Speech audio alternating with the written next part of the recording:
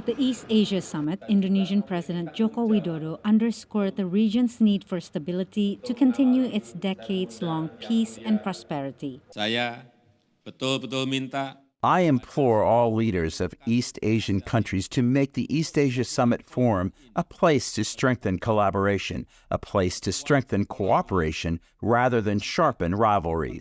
The summit brings together the Association of Southeast Asian Nations, or ASEAN, and 8 of its partners. Leaders of the U.S., China, and Russia chose to skip, sending instead their respective representatives, Vice President Kamala Harris, Premier Li Qiang, and Foreign Minister Sergei Lavrov.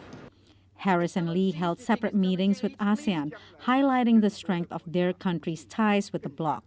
The United States has an enduring commitment to Southeast Asia and more broadly to the Indo-Pacific. Over the past 10 years, China and ASEAN have forged ahead, hand in hand, and contributed to each other's successes. Summit leaders focused on the global impact of the war in Ukraine, North Korea's nuclear program, China's increasing assertiveness in the South China Sea, and the crisis in Myanmar. The conflict is exacerbating existing inequalities and vulnerabilities faced by women and girls, including sexual violence, forced marriage, and human trafficking. The summit marks the end of Harris' 3-day trip to Jakarta.